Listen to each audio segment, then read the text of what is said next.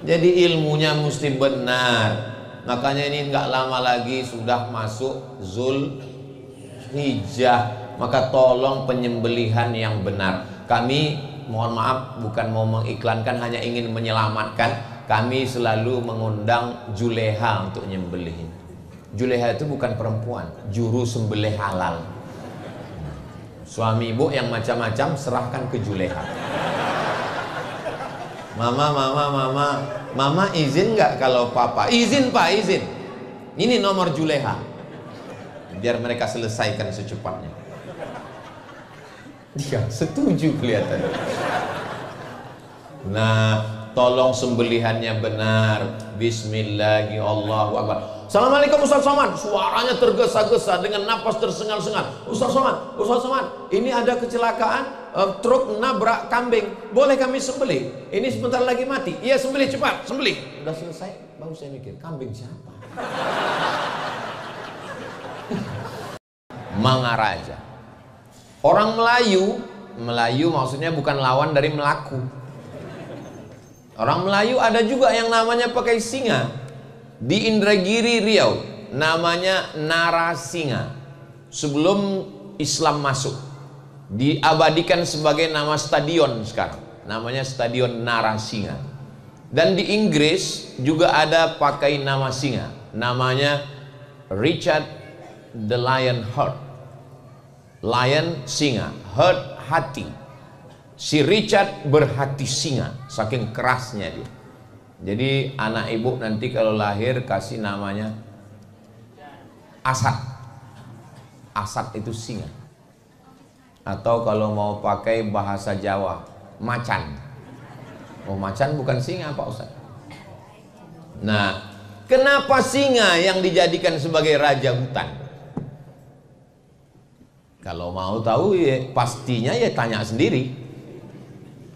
Singa dijadikan sebagai raja itu yang pertama, singa tidak mau memakan bangkai mati.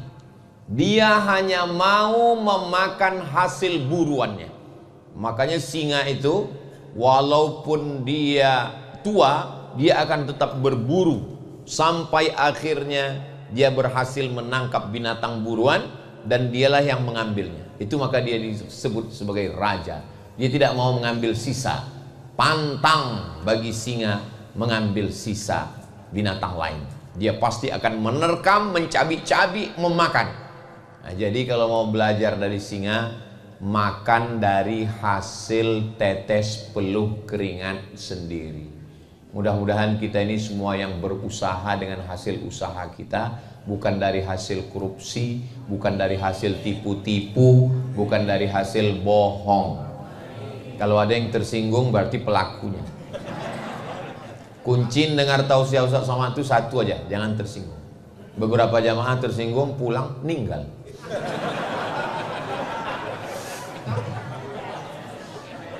Yang kedua, kenapa singa itu dijadikan sebagai simbol? Singa setelah dia berusaha mengejar, mengintai, menangkap, berhasil menerkam, mencabik-cabik, dan dia tidak makan habis. Setelah dia makan yang lembut-lembut, perutnya, jantungnya, hatinya, limpanya, dagingnya sedikit, habis itu dia pergi menyisakan. Ada sisa untuk hiena, ada sisa untuk serigala, ada sisa untuk anjing hutan. Dia tidak mau makan habis. Sekarang apa yang terjadi dengan kita? Ikan bakar tulang lunak, kucing meneteskan air mata. Jatah kami mana bro? Tidak boleh istinja, mohon maaf, cebok dengan air, istinja, istijmar, dicuci, digosok dulu dengan batu. Tidak boleh dengan tulang. Kalau ketemu dengan tulang kambing, tulang onta, tulang kerbau nggak boleh. Kenapa? Innahu ta'amu ikhwanikum. Karena tulang-tulang itu adalah makanan saudara kamu dari kalangan jin muslim. Makanya habis makan sup tulang, jangan dibiarkan tulangnya di dapur. Nanti mereka datang makan. Maka cepat buang ke tong sampah. Sekarang tulangnya pun nggak bersisa lagi, habis semuanya. Makanya muncul istilah pepatah Arab, jud tasud, dermawanlah kamu maka kamu akan jadi pemimpin. Singa itu jadi pemimpin bukan karena dia sangar ditakuti, bukan hanya itu, tapi dia orangnya suka berbagi. Alhamdulillah Pak Ustadz, pemimpin kami suka berbagi. Berbagi hari Jumat? Enggak. Berbagi bulan Ramadan? Enggak. Terus berbagi 5 tahun sekali Pak Ustadz.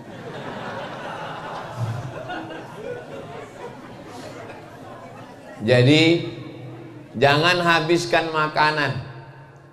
Ada salah seorang orang kaya, dia nggak suka disebut namanya, menjaga kode etik jurnalistik. Dia nggak bisa makan sendiri. Kalau makan mesti ngajak teman, ngajak kawan. Tapi ada juga beberapa teman kita, dia kalau makan mesti dengan teman. Supaya apa? Supaya teman itu yang bayar. Bapak punya teman jenis begini? Ada orangnya. Mudah-mudahan panjang umur. Alhamdulillah Pak Ustadz, teman saya ini namanya Bakhil bin Medit bin Pelit bin Kikir. Alhamdulillah setelah mendengar ceramah Ustadz sekarang baik Pak Ustadz. Baiknya gimana? Dia sekarang sudah bisa bayar makanannya sendiri. Dalam Islam, bahasa Arab itu kaya sekali. Makanya kamus bahasa Arab, Lisanul Arab, ditulis oleh Imam Ibnu Manzur, tebalnya 1 meter. Kamus lengkap bahasa Indonesia, Purwadarminta, sejengkal. Bukan menyepelekan bahasa kita, itu juga diambil dari bahasa Melayu. Ada namanya Bakhl, Al-Bukhlu, nama orangnya Bakhil. Tapi ada lagi namanya Syuh. Makanya dalam Al-Quran, wa may yuqa syuhha nafsihi faulaika humul muflihun. Siapa yang selamat dari penyakit syuh, dialah orang yang beruntung. Tapi saya lihat terjemahannya, bakhil diartikan pelit, syuh pun diartikan pelit. Ini secara terjemah salah. Tapi memang bahasa kita nggak bisa mewakili itu. Bakhil dengan syuh itu bedanya gini. Misalnya kita bertiga, kita 3 jalan ke Surabaya. Lalu kemudian pas giliran jam sholat, makan, isoma, istirahat, sholat, makan, lalu kita berhenti makan. Pas setelah makan, giliran bayar, ada satu teman kita, dia panggil, berapa? 75.000, bertiga? Iya, dia keluarkan duitnya, dia bayar dia sendiri 25. Itu bahasa Arabnya bakhil. Tapi ada satu lagi, pas giliran bayar, dia izin ke belakang, mohon maaf ya, ke toilet dulu. Duit dia jangankan untuk orang lain, dia pun nggak mau makan duit dia. Ini namanya syuh. Makanya dalam Quran dikatakan wa may yuqa syuhha. Saya diundang dalam satu acara makan. Kata ustadz yang makan dengan saya, Ustadz Somad jangan tahan makan, makan aja. Jadi banyak jamaah ini menduga saya ini kurus karena nahan makan. Saya ini nggak pernah diet dan jarang puasa sunnah. Saya ini kurus memang sudah takdir begini. Ustadz ada pantangan, 1, pantang dekat. Habis, shadaqallahul azim. Makanya tadi di rumah Ami Yusuf, saya mau ngambil banyak, segan. Saya lihat yang lain dikit, nggak enak kan. Beda kita dengan Nabi masalah makan ini cuma tipis aja. Kalau Nabi itu makannya dikit, kalau kita dikit-dikit makan. Dikit-dikit makan. Nah, Ustadz jangan tahan makan, makan aja. Saya punya teman Pak Ustadz, kalau lewat 10 kol diesel, itu yang 3 punya orang, yang 7 punya dia. Kaya sekali. 10 kol diesel lewat, 7 punya dia, 3 yang punya orang. Hebat dia, hebat Pak Ustadz. Kebun karet, kebun sawit, kolam ikan, punya dia. Mana dia sekarang? Meninggal. Dulu waktu hidup Pak Ustadz, kalau dia pergi kemana-mana, bawa tas laptop. Ustadz tahu isinya apa? Apa? Pisang rebus. Kalau lapar dia buka, dia kupas. Nggak akan mau makan sama orang karena takut bayari orang. Dan dia kalau bawa minuman dari rumah, bawa minuman botol, tapi botolnya sudah kusam karena isi ulang terus. Nama nggak boleh sebut, menjaga kode etik jurnalistik.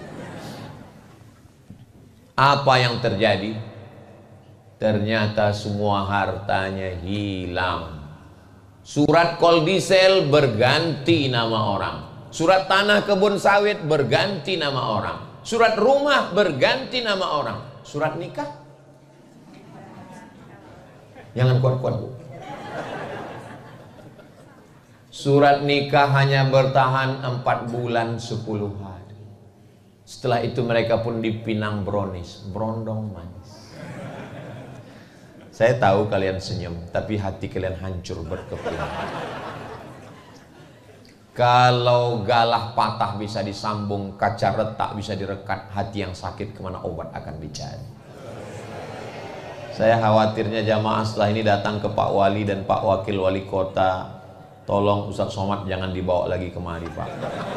Dia ini hanya Ustadz provokator merusak hubungan kita. Saya nggak ada niat jelek sedikit pun.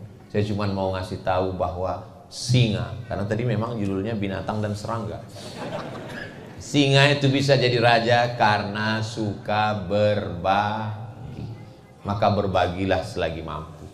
Hidup ini pada akhirnya hanya sepotong kenangan. Maka tinggalkanlah kenangan yang baik-baik. Biasanya orang itu dikenang karena dua, sangat dermawan dan sangat bakhil. Maka kalau mau jadi kenangan, pilihlah dua tadi. Ustaz tahu sih itu Pak Ustaz lewat 5 koldisel. Sudah tahu saya cerita koldisel. Ustaz tahu kenal dengan Bapak Anu, orangnya baik sekali Pak Ustaz. Mudah-mudahan kita semua dikenang karena kedermawanan, insya Allah. Pertama, singa tidak mau makan kecuali hasil kejaran buruannya. Kedua, singa tidak mau makan habis. Kalau tuan beli peniti, jangan ditusukkan ke sayur kubis. Kalau mik sudah mati-mati, itu tanda waktu sudah mau habis.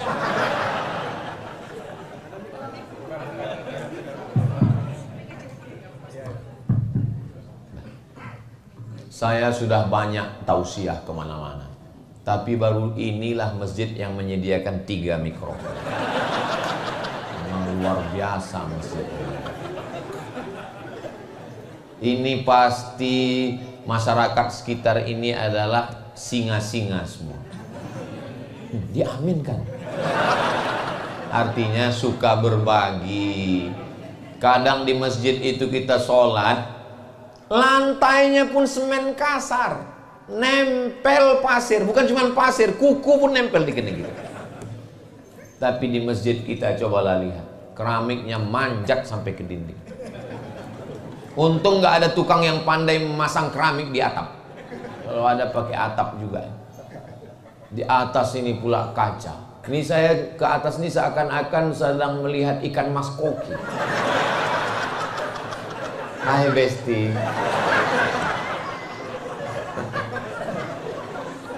Masya Allah, tabarakallah. Masjidnya adem, ayam, AC-nya. Saya nyaman di masjid itu kalau nggak ada kipas. Soalnya kipas itu kan suaranya, apalagi yang pakai air itu.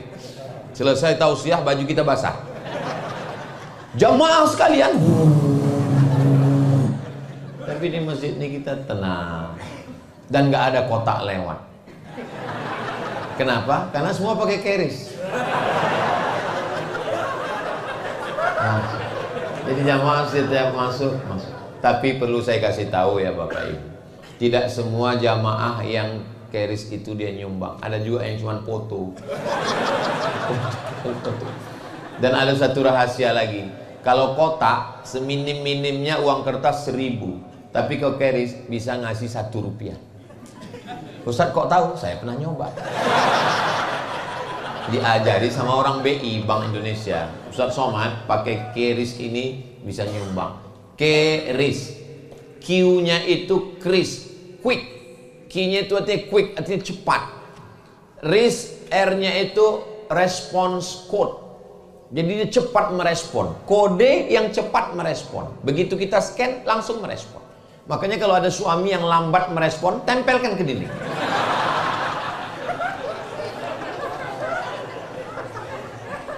Quick respon code. Yang kita banggakan kris, I-nya itu adalah Indonesia, S-nya standar. Kris, quick respon code Indonesian Standard. Nah, jadi mana tahu jamaah nanti pulang ditanya sama anaknya, mama, kris itu apa artinya? Ya, kalau zaman dulu nenek moyang kita pakai keris, sekarang pakai kris. Itu informasi yang menyesatkan. Masa artinya itu, arti kris itu apa Pak? Jangan banyak nanya, karena yang banyak nanya itu Yahudi Israel. Kalau nggak percaya, tanya sama Ustadz Hussein Gaza.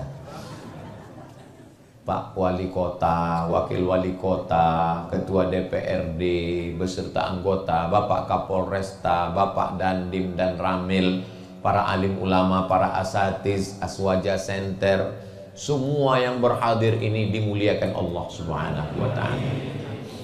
Udah selesai rajanya, singa. Sekarang satu lagi, karena tadi kata Ustadz Salim 2, binatang dan serangga.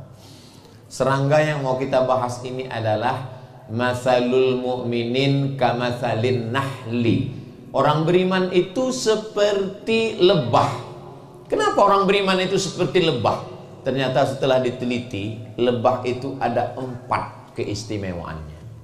Apa keistimewaan lebah? Jangan kemana-mana, kita lanjutkan setelah yang satu ini.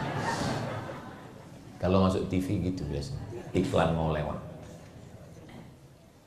Lebah keistimewaannya yang pertama adalah lebah hanya memakan nektar saripati bunga. Kita belum pernah itu melihat ada lebah makan soto. Belum ada. Belum ada lebah tiba-tiba berkerumun di salah satu rumah makan namanya Lafayette.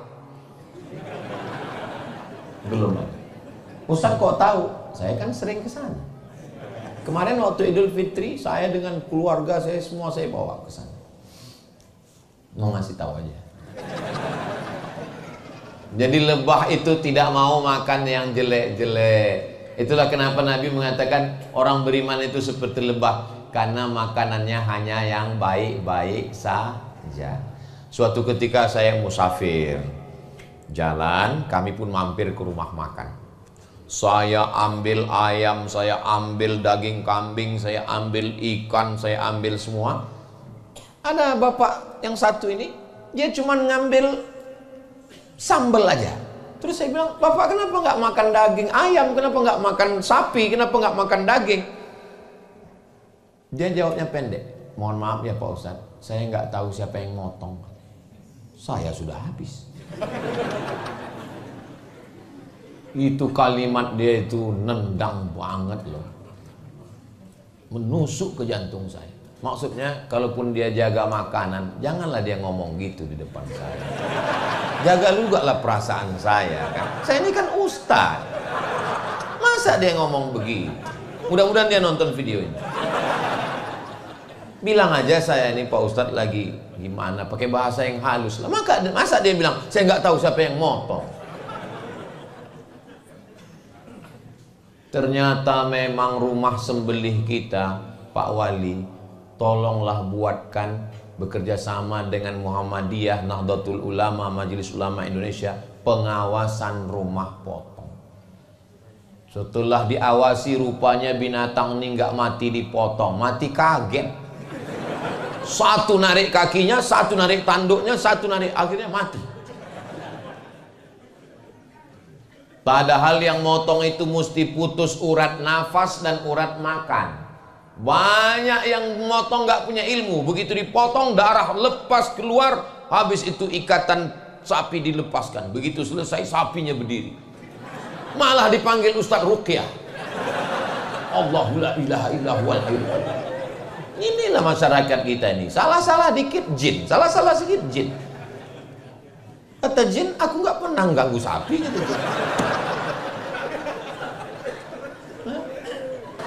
Itulah kadang jamaah ini menjebak kita.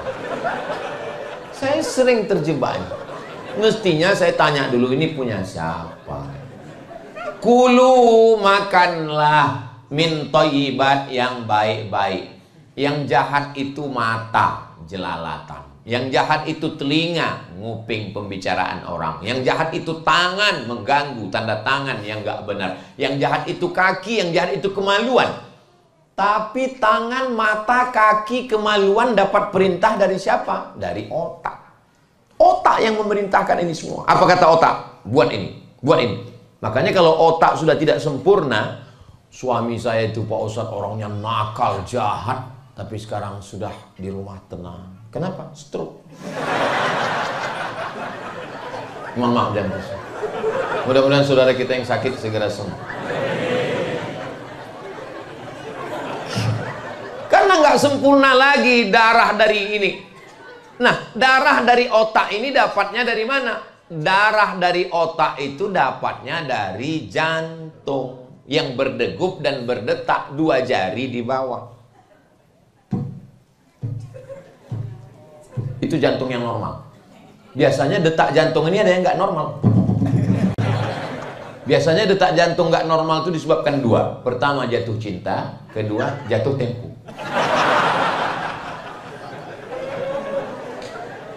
Jantung itu menyemburkan darah dari jantung naik ke otak, dari otak ke mata. Jantung itu dapat darahnya dari mana?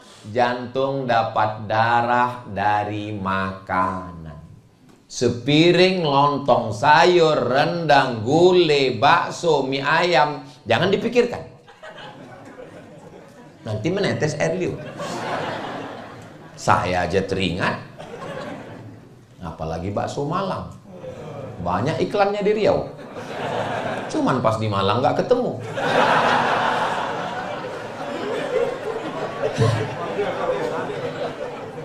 Dari setetes darah masuk ke jantung, dari jantung naik ke otak, dari otak ke mata. Maka kejahatan itu berawal dari makanan. Ibu, kalau suaminya nakal berarti makanannya nggak benar. Bagaimana supaya suami nggak nakal? Jangan kasih makan. Maka lebah makan. Yang kedua, ini makin siang kok makin lucu. Yang kedua, lebah hanya mengeluarkan yang baik-baik saja. Yang keluar dari lebah itu adalah madu. Sekarang orang makin minum madu, gulanya makin naik. Ternyata sarang lebah dimasak dengan gula merah, dicium baunya bau madu, ternyata gula. Wahai penjual madu oplosan, Ustadz nunjuk siapa? Yang nonton. Mudah-mudahan Allah selamatkan kita. Ustadz, madu yang asli ini gimana caranya? Bawa pulang ke rumah, kalau istri marah berarti asli.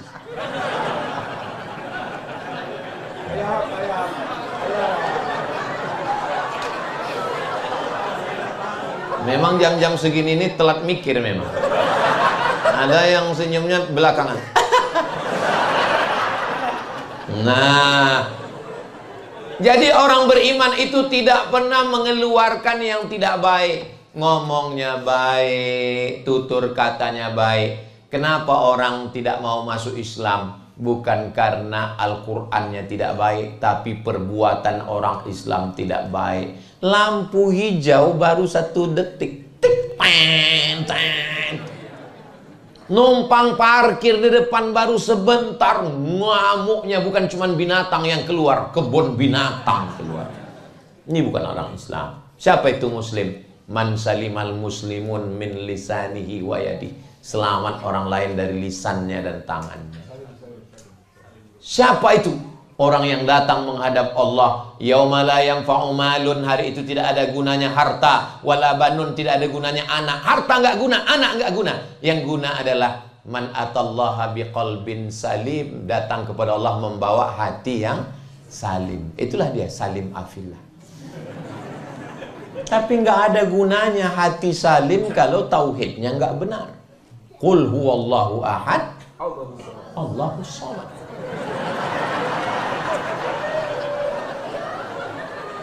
Hati bersih, tauhidnya lurus, itulah nasihat yang disampaikan oleh Luqman kepada anaknya. Wa idh qala Luqmanu libnihi wa huwa ya'izuhu. Dia nasihatkan. Tapi kita tahu cerita tentang Luqman itu dari siapa? Kalau bukan dari Sayyidina Muhammad sallallahu alaihi wasallam. supaya empat-empat ini namanya masuk. Habib Muhammad bin Anis, Ustadz Lukman, Ustadz Salim Afillah, Ustadz Abdul Somad. Tapi nama yang paling mulia adalah nama yang rendah, yang dihina, yang direndahkan, budak hamba sahaya, disandingkan dengan Allah, Abdullah. Itulah dia Ustadz Abdullah Hadron. Daripada saya di WA pulang dari sini,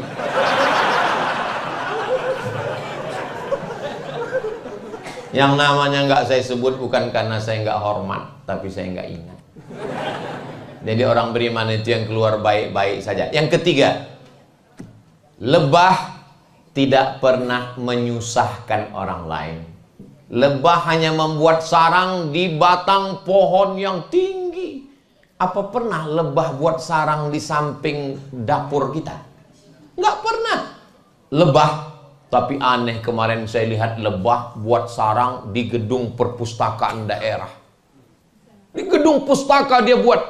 Ternyata lebah tidak mengambil rumah kita. Kitalah yang sudah mengambil rumah lebah. Hutannya kita potong. Akhirnya harimau masuk ke kampung. Orang kampung ngamuk, harimau masuk kampung. Untung harimaunya nggak bisa ngomong. Kalau ngomong bisa ngomong harimaunya. Kalianlah yang sudah masuk ke kampung kami. Kita yang sudah mengambil jalan mereka. Kita yang sudah menebang pohon mereka. Man qata'a sidratan, siapa yang memotong sebatang pohon sidir, sawwallahu ra'sahu finnar, disungkurkan Allah kepalanya ke dalam api neraka. Lebah tidak pernah mengganggu. Lebah makannya yang baik. Lebah hanya mengeluarkan yang baik. Keempat, lebah tidak pernah merusak. Tapi kalau dia diganggu, kalau nggak percaya, pulang dari sini cari sarang lebah.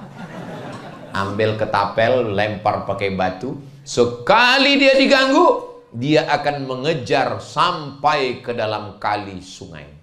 Begitu kamu tarik nafas ke atas, baru dia entuk. Dan lebah cuman punya satu senjata seumur hidupnya. Dia tahu kalau senjata itu sudah dia pasang, dan ketika dia terbang, perutnya akan tercabut. Itu senjata yang di belakang, sengatnya itu kalau sudah masuk ke kulit kita, dia terbang, itu melekat, tercabut, dan dia akan mati. Karena prinsip lebah adalah ish kariman au mut syahidan.